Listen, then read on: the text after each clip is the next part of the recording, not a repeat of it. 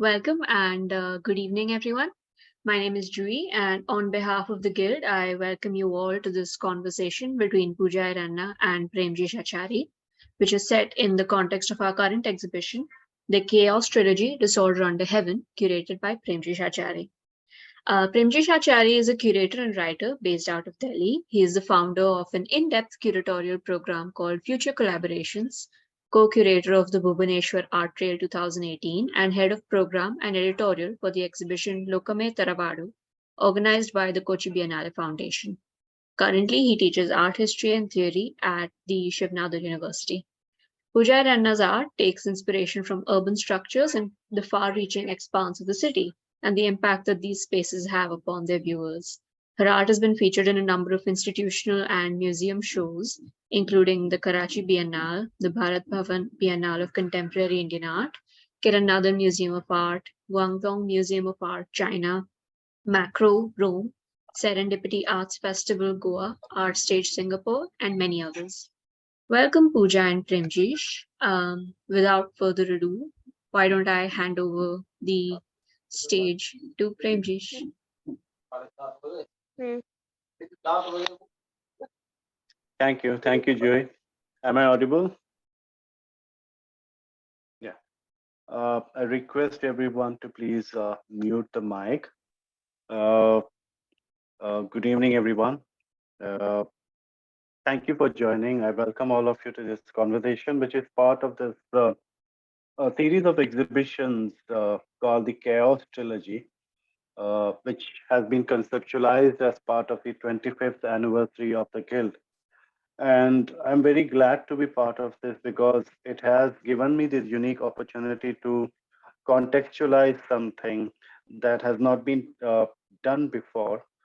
Though a kind of a chronological look or largest survey of contemporary art has been done before, but my attempt in this or this through this series of exhibitions is to locate and also contextualize the chaos, the change, the desire, and the crisis that has exploded after the 90s in the post-colonial India and the period which we usually identify as the post-liberal period in India.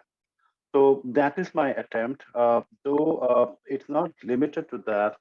But the important attempt here is to trying to contextualize the chaos, the political chaos, the economic chaos, the cultural chaos we all are embroiled in, and we all kind of pushing ourselves towards this kind of uh, this never-ending uh, circle of chaos that we all are part of right now. And there are certain questions that are also crucial to me to address this, and that is also related to the artistic identity and the role of art in the moments of this crisis. That what happens to the artistic identity, artistic production, and it's not a new question. Artists have always been faced this question and also been forced to answer this question or take part in this particular complex situation of crisis, whether like how do you align your work of art with the crisis? Where do you stand? What positions do you take? How do you reflect on this crisis? And these are some of the important questions I think artists across the period have faced, especially since modernism. And also, this has also been a very important question for artists from the post-independent or post-colonial nations where they had to also align themselves with the national movement.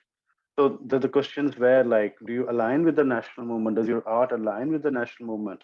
Or you are dedicating your art to only art, art for art's sake? So what happens to artistic identity? What happens to the work of art? And how does artists reflect on this chaos? Does artworks offer us a forecast, a warning about this kind of crisis?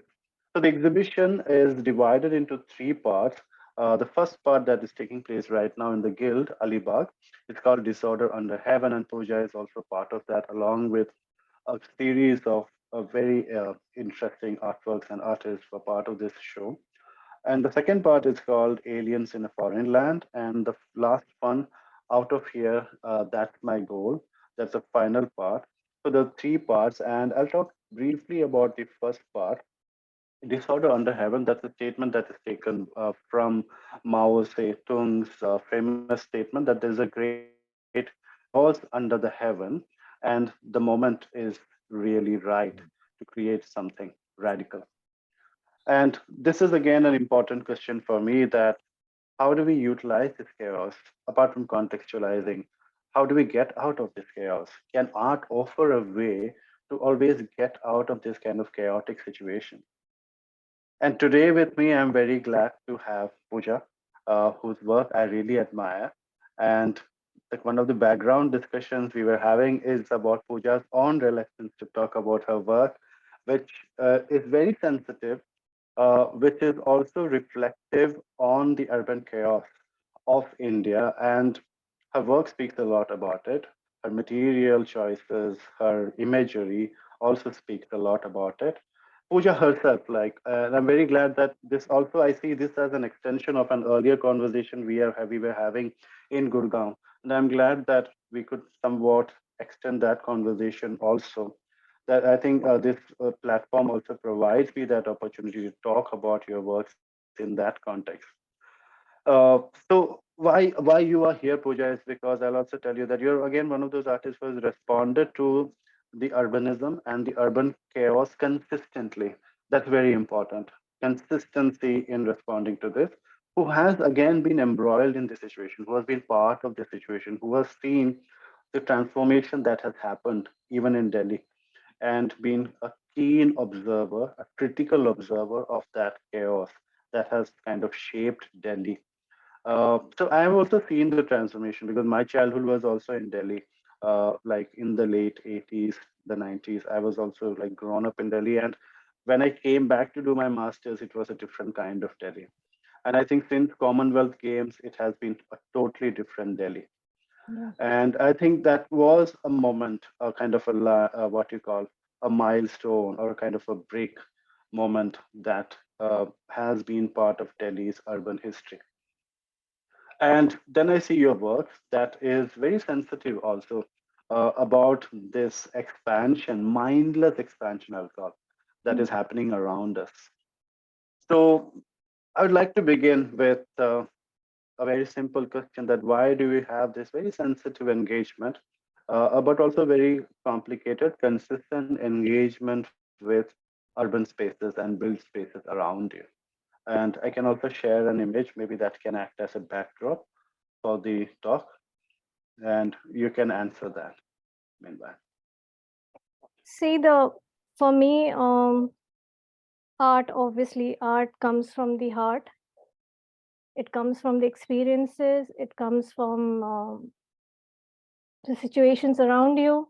So it's a coming together. It's a fusion of many things. It's the fusion of the conscious, the subconscious, and everything. And since I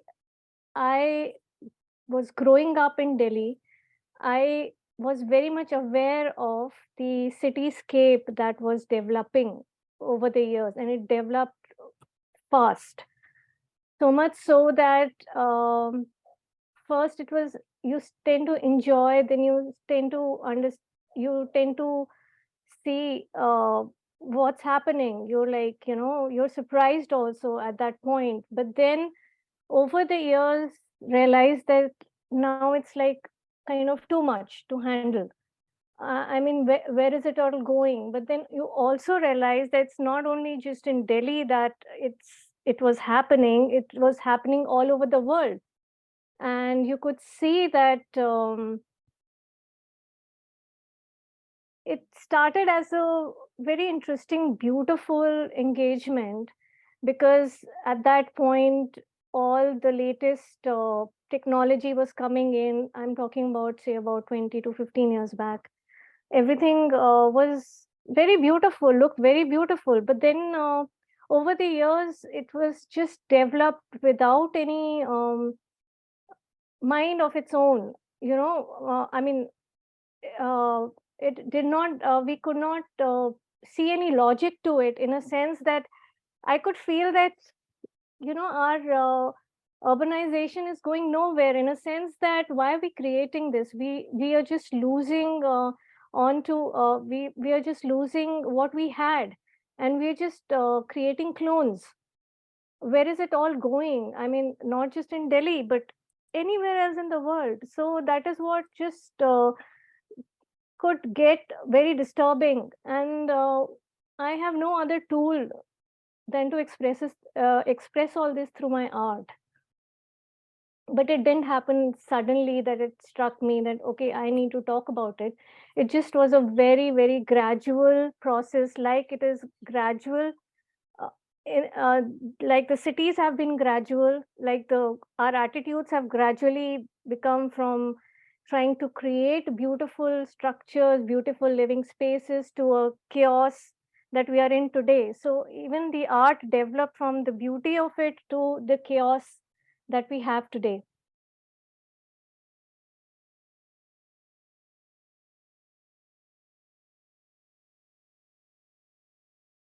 Premjish, are you on mute? Yeah, just trying to unmute myself. Yeah, thank Okay. you, Pooja. Uh, so when you say that the process was slow, the response emerged slowly by observing the situation around you. Yeah. So there are two parts to this. Like as an artist, you have to respond artistically, and Yeah. then there are also your personal experiences around these spaces. Like you grew up in this space, uh, uh, like a formative years were around this space. So how do you club together the personal experience and the artistic experience, both into the work of art, or are they also separate for you? No, I think these two things are very intermingled in my thought process. Art has, for me, it is a very personal experience. It's like I said, accumulation of all your experiences, and that is when you like you're fully full with it. That is where when it comes on to the screen or to the what you say, my work of art. So that is how it develops. So I think when we were growing up, 30 years from today, what would it be? In the 90s, um, my I would just go to my terrace, which was my hanging out place forever, and I could actually at that point see Rashtrapati Bhavan, which was like really far off from where I stood, but I could see it very clearly. And gradually, all the buildings, all the development which actually started from Connaught Place, this the cityscapes started changing, which was very strange. And after a few years, I could not see the Rashtrapati Bhavan, and it was all like all over the place. So I actually started enjoying that, in a sense that I would take walks as a teenager, and I would it was Connaught Place was very near to my house, and I could see the development taking place. And then the chaos was just building up, and it was building up in the head, because at that point you didn't have cameras to document it. It was just the mind. And it just was accumulating in there. And then when it came to my art practice, when I became more stable with what I wanted to do, this is what I wanted to say. Um, and it started with the chaos that I was looking around me. But gradually, I think the art practice shifted to the beauty of it, because by the time things were in the quite in the middle of the development, the digital camera had come along, and then I got involved in photographing the work. So that just pushed my language to another level. And then I think I was very much interested in what architecture and the spaces were doing to me. I mean, they were things that were creating peace for me, in a sense that I could see beauty in it. And that is when the birth of my sculptures came in, where I was just talking about how beautiful spaces can be. I mean, how stimulating spaces can be, because they were like thinking spaces for me. Every spot that you enter has carries its own vibrations, and that is what my art actually was talking about. It was talking about not at the face of it what you could see, but it was talking about the vibrations that of people who are living in there and who have created it. Why is it, has it been created, and what is the purpose? But gradually over the years, then now, as I think since the past 5 6 years, chaos has come back into the scene, back into my mind, because there are actually, everything is there for us to enjoy, but uh, look at what we've done to it. Look at where we have reached, and we're still not learning from it. So that is what actually started disturbing me. I would, in Delhi, go to a place which was like, beautiful gardens and things like that.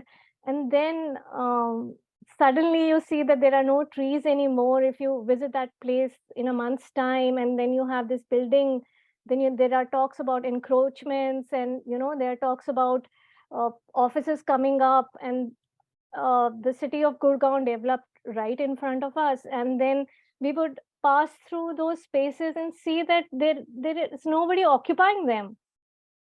Still you feel places that are empty. Still you feel just, I mean, you just think to yourself, I mean, why are they there also? Can we do not do without them? Then you understand that, it's not the chaos that is seen around us. It's also the chaos in the mind, where, you know, for your vested interest, you're just creating for, you just are building up spaces. You just wanting to accumulate as one single person. Say me, I'm trying to accumulate one. I want to have one studio, then I want to have another studio, then I know where do I keep my stuff, then I buy another studio.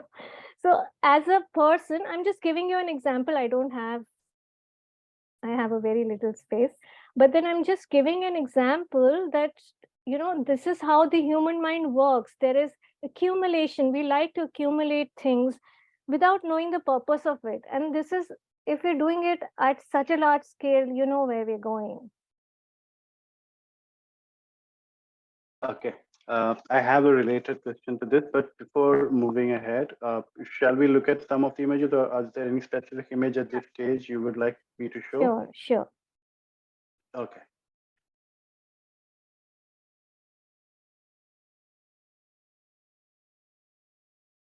And also to all the listeners, I'll say that if you have any questions or comment, please put it in the chat box, and I'll ask Pooja at the end of this discussion. So Pooja, I was also thinking, like, you talked about beauty. You're talking also about the chaos. And when I look at some of these images and your practice in general, like the use of the sculptures and this very intricate, very delicate arrangement of the sculptures. And I'm also like at the receiving end of like where one exhibition in kind of handling it, we had a damage because the work is like so intricate and so delicate, and I could imagine like how delicately you arrange it, and also this kind of drawings which takes a lot of time, like kind of this detailing that goes into it. And on the other hand, we are talking about chaos, and juxtaposed to that is this focused artistic production. How do you function like this? See, the whole idea of this intricacy is that intricacy and beauty is something that attracts you to something, right? That's the first point that attracts you. But as you enter that space, you just understand how claustrophobic that kind of thing can be. So it's just an invitation for you to enter. And then there are thousands of questions, thousands of answers that come and block your mind. So that's what the idea is. I look at a building, it looks very interesting to me, but I just wonder what's going on inside each one of them, each one of the enclosure that we call as a window. every window, every space inside that window has its own story to tell. So if we see it all together, it just must be so chaotic, you know. So it's not just about the city that is chaotic, it's the minds and the lives that we have made very chaotic for ourselves, and we don't even realize till we are choked into it. We just don't know how to come out of it.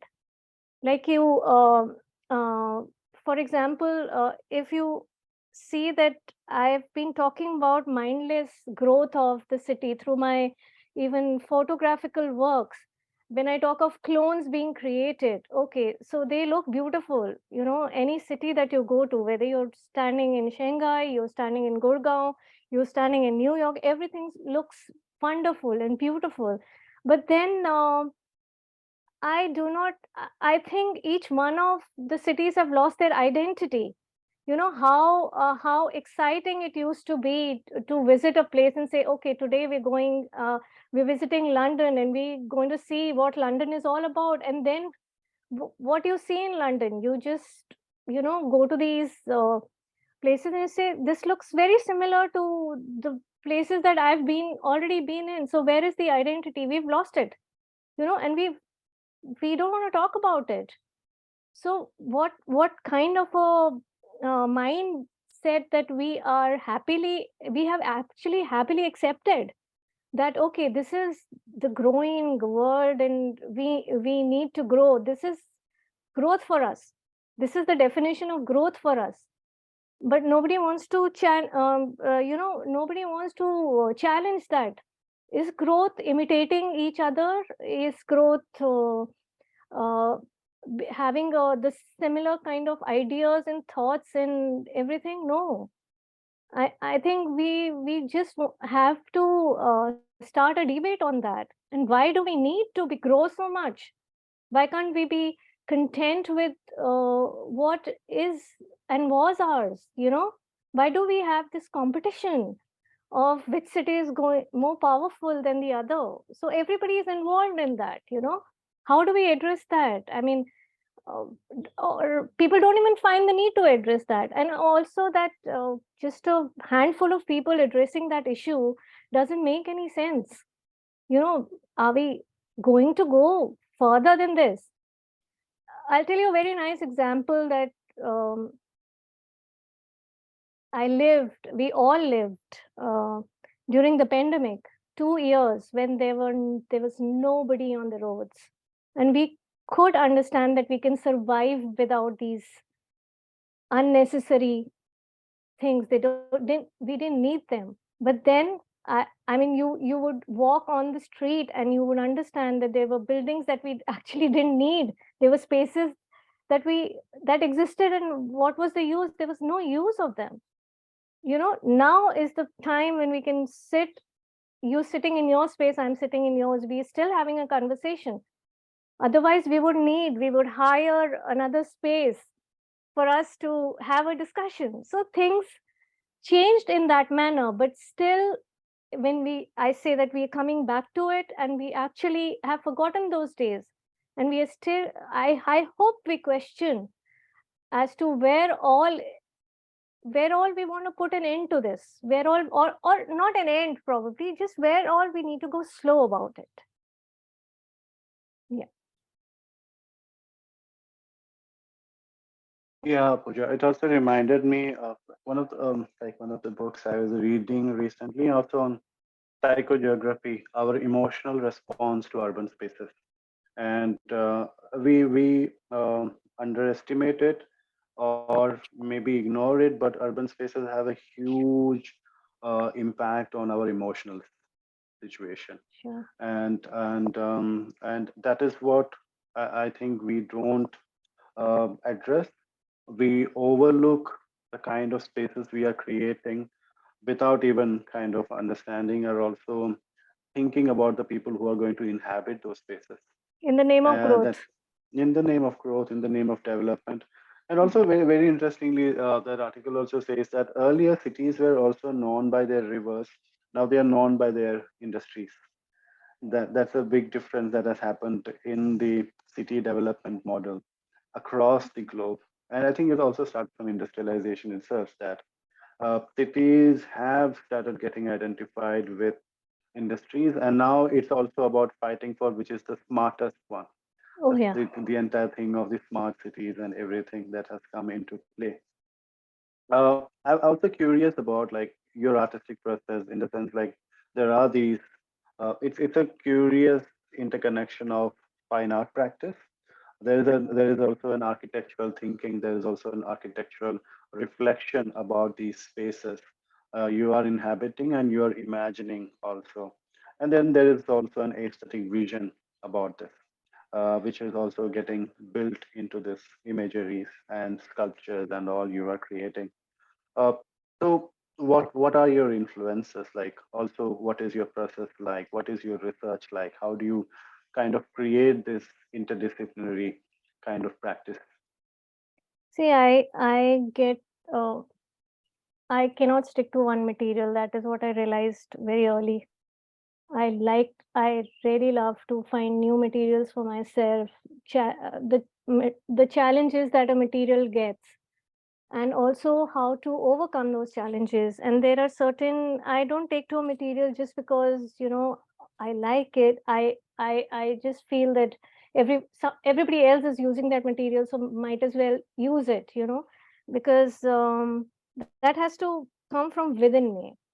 So when I started I had this urge that I had said enough in two dimensional uh, uh, way of working. So I needed a material which was 3D, which I could which I could actually get a challenge to work on. And then I found that it was not easy for me to communicate my idea at any stage to a third person who can help me with that material. So I have to learn the material, the language of it.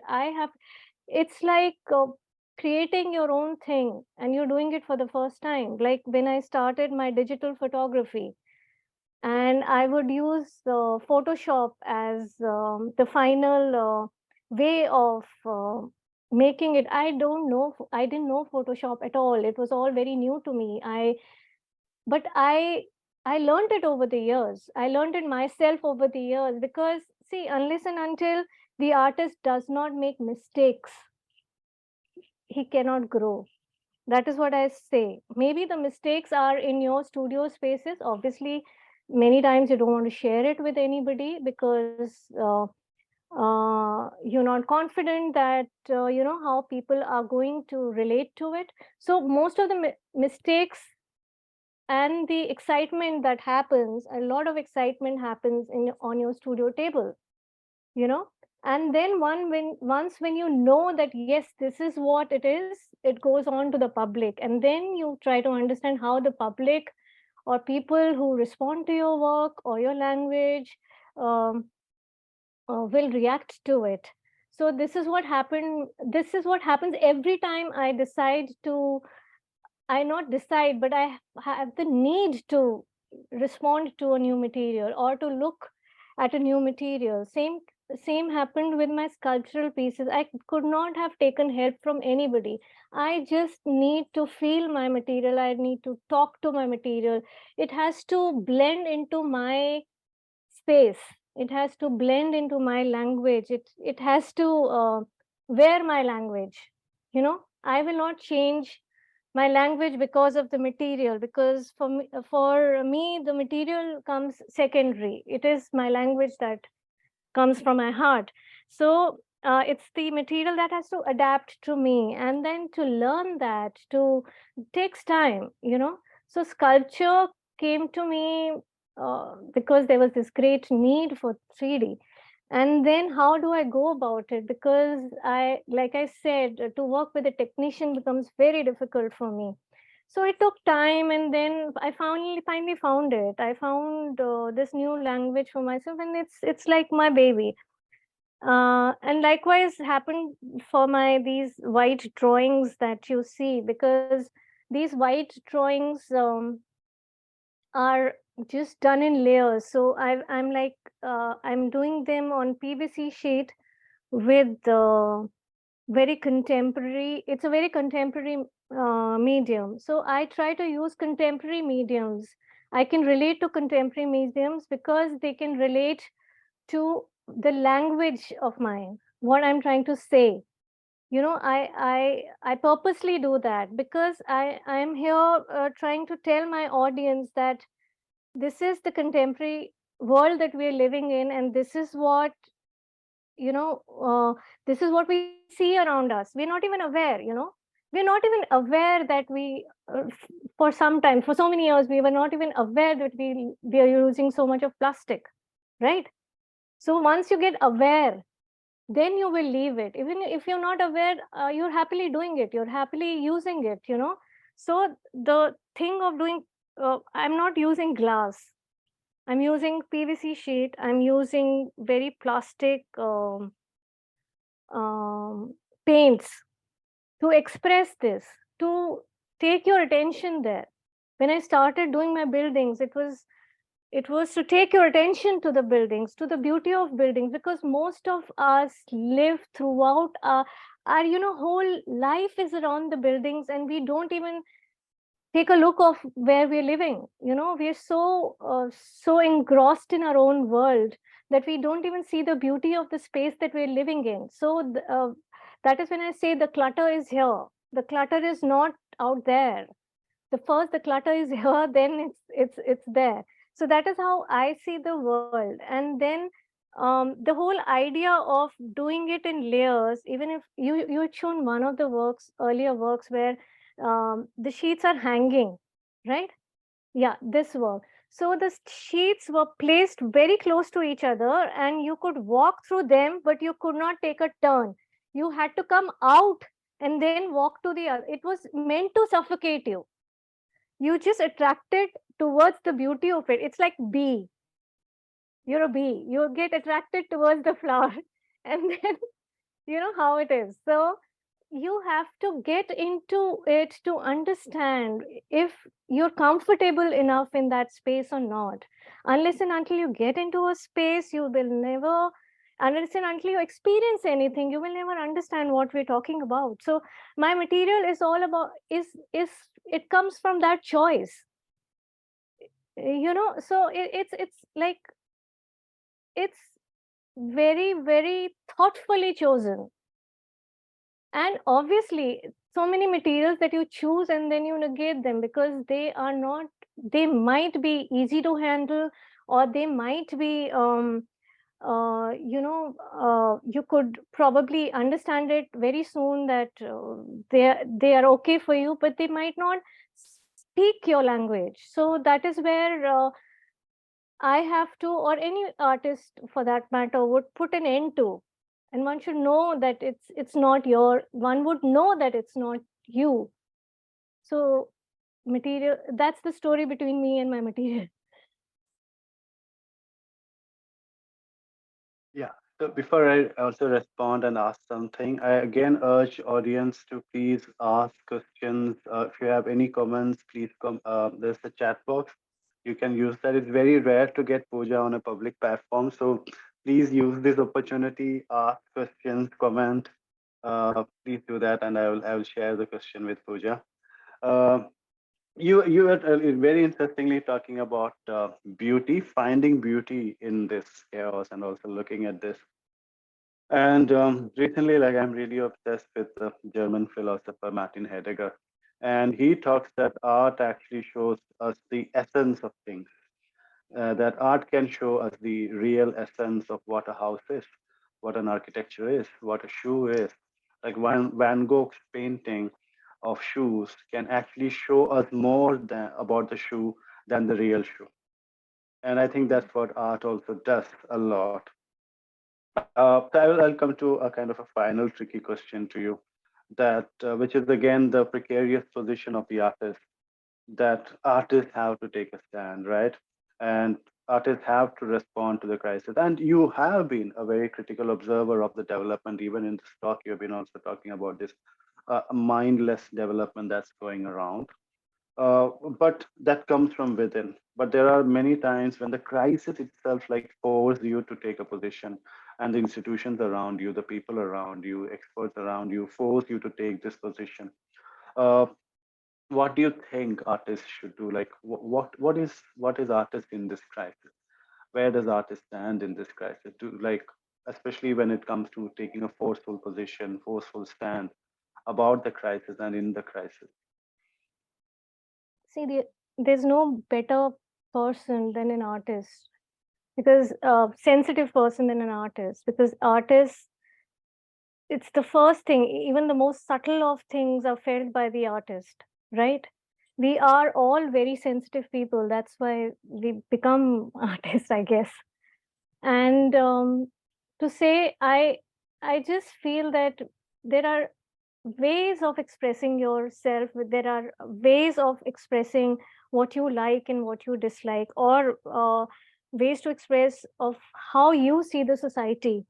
So it is a very individual choice, but I don't think any artist, whether he or she is an abstract artist or indulging in saying something else, every one of us are talking about something or the other which needs attention, which is a mirror. We are all trying to show a mirror to the society, because we are all a part of the society. We are not, we cannot deny that we we are affected by everything. We are wanting to use our own language. It doesn't mean that if I do feel for something, I have to stand in the crowd and shout. This is my medium. This is a very subtle medium. And this will speak up if it is if it is given to the society in a sincere manner. It will speak up. It will start a debate. It's just that people have to be ready for it. Every day you look up, you open the newspaper, and it's all you every one of us feels that it's full of negativity, right? But when you go to an exhibition, the hardest of things that will hit you can be very sensitively put. So I don't see an artist as living in void. We cannot. We are a product of the society. We are a product of our past, and we are looking towards future.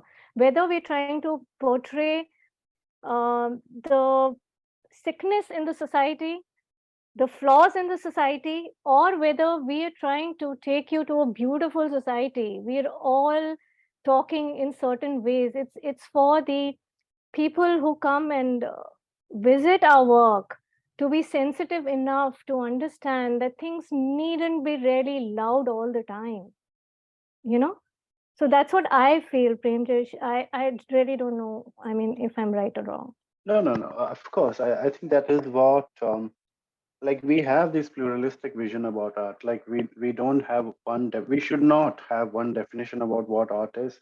We should not have one definition or expectation what artist has to do. There is an interesting question. I think it's also relates to what we're Okay. discussing right now. How do you think an artist contributes towards society through such types of conceptual works? Like I said, every artist has a different way of speaking to the world. I mean, also the world has to be sensitive towards the artist, Yeah, his yeah. language. Like I've already, I think, answered half of the question. I mean, just by making you walk through that space, which can be claustrophobic, which is full of plastic sheets, I'm trying to say, I am trying to indulge in a conversation with you. I'm trying to tell you that let's feel it first and then, talk about it. So every artist will have a different way of speaking to you. It's just that we have to open our ears and our minds. It starts from here.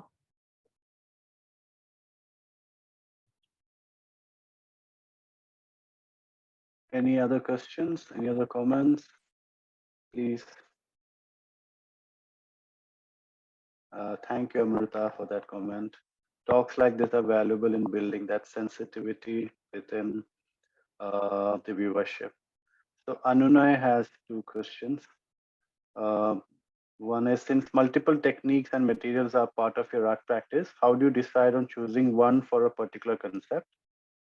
And the second one is, how did staple pins and concrete come into your art practice? Let's go one by one. What is the One first by one? one, yeah. How does so you use multiple techniques and materials in your practice. So how do you decide that this particular technique or this particular material should go for this concept? Yeah. Over the years, I've chosen different materials, but when I am in the process of choosing a material, that much I know that how am I going to be representing it, because staple pins would have a different language to talk about. Staple pins have been talking about earlier. They were just talking about the beauty of it. It's the I'm trying to create a world which is beautiful. You know, so the beautiful buildings emerge, but then gradually cement came into it, because uh, staple paints for me is a very, very sensitive material to use as a material also, and what it's trying to say is very sensitive. It As it grows bigger, it becomes more fragile, which is so unique to this material. And that I understood over the course of time, over 3 or 4 years, that yes, how do I indulge in making, using that material to create solidity, as well as fragility of the material is going to be always there, you know. So every material will speak to it. Every material, I guess, will have its what do you say, do's and don'ts. How do I know? I mean, I have never used staple pins. How did I come to the conclusion that, they are, I I could do something with them, because I work towards it. It's taken me years to understand how I want to build them up. And it's taken, I mean, I earlier it was you know to create a piece, I would just have to uh, create a lot of junk, because I was not, I mean, it's just a process. So every material has its own process, its own procedure, its own learning. It says to you, it talks to you automatically, uh, uh, I use photograph and photographic photographs to come together. If somebody's seen that kind of works, because I've traveled to different cities and got two things together, because I was trying to say something. So whenever I want to say something which according to me is a major jump from one statement to another in my art practice, but which might not seem so for the other person, whenever I want to say something, I it just builds up onto me, and it builds up very logically as to what I want to say. I think we are all practicing artists over here, and we all know that a material which will speak to us. So I guess I could answer that. Yeah, yeah, Pooja. I think there one more. Yeah, that's yes from the question.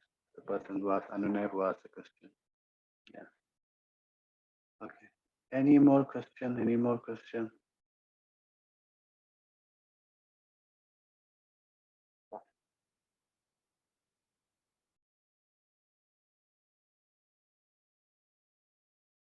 Any comments? Chewy, Shalini, any comments? Okay, Pratibha has a question. What is your observation about younger generation of artists, and what message you want to convey to them about growing in art world, if any? The message, I think the youngsters should give me a message that I should continue with my work. I think each and every artist, I get very inspired by what the younger generation has to say. They have so much to say, and they say it so confidently. And believe me, every time I visit a work by a young artist, there are so many connotations. It's so beautiful. I mean, and I think the art world has grown, I mean, so beautifully. I mean, the generation that I belong to, I've seen the generation before me. So there was there were few people, there were few galleries, really not no galleries at all. I'm talking about that time, and also few writers, and it was a very closed world, and everyone was very much knowing what each one of them are doing. So I think the whole excitement in today's world is that there's so much happening. There are so many materials. I think we, I mean, especially the youngsters, are so living in the society where nothing is a taboo.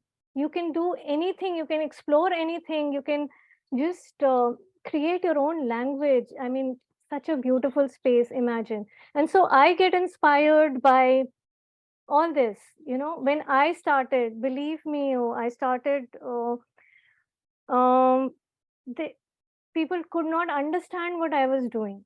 It was very difficult to survive, to be encouraged, so you had to pep up yourself all the time, that okay, someday somebody will understand, someday something will happen, someday somebody will come to my studio and say, okay, you're on a right track. So you had to really depend on yourself.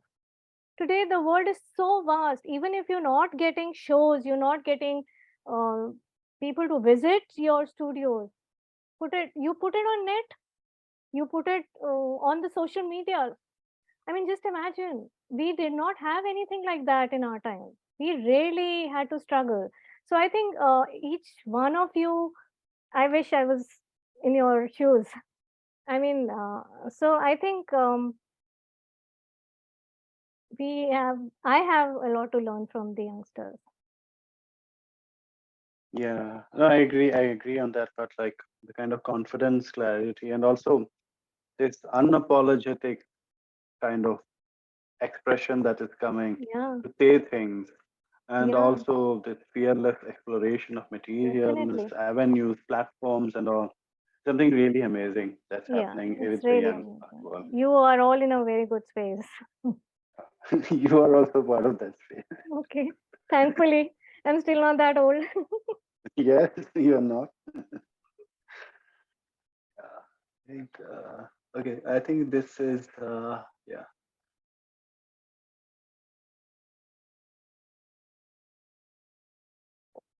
okay. So, yeah, I think Ananya will take that question later on. Is there any other question?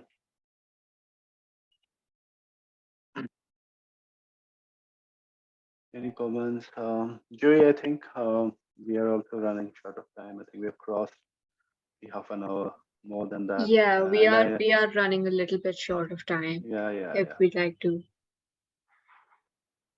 Amrita says, belief in your work and standing up for it will remain the grace of true artists that help us see different perspectives.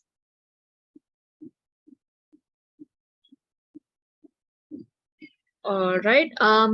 Alka is asking if you could just run through the images once.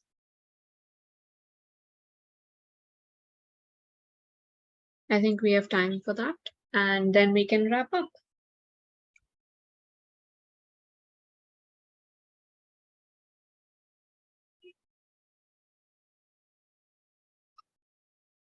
So I think the images that we had chosen for this talk was specially to do with chaos. So this is not the work, the art It's practice not. is 30 years old, Yeah, and there's a Mhm. lot that has been said by me. yeah. So this is just a fraction because we were talking about chaos. Yeah, so the entire selection was specifically selected for the discussion we were having. And Yeah. I think the staple works are also not here, so which is Oh, also very characteristic of your work. okay. Yeah. But thank you, Pooja. Thank you everyone for joining, and thank you for all the questions and Thank comments. you, everyone who's here, who took out time to hear this. because I think as and when the artist speaks about his or own work, his or her own works, a lot other things become clear. So thank you all for thank you Premjish and thank you Shalini, thank you the guild for this opportunity. All right, thank. Thank you, Shalu. Thank you, Julie. And what you're seeing behind me is the image, kind of a representative image of the show that's going on at Guild. So those who haven't seen and those who are in this thing, Alibag, please visit the show. Yeah, thank you, Premjish, and thank you, Pooja, for joining us. Thank you, everyone else. Premjish, your questions were very insightful. Pooja, your answers were very, very thought-provoking. And thank you Thank you. for everyone's questions and comments as well. We hope you had an interesting session, just as I did. Thank you. Bye. Thank you. Bye.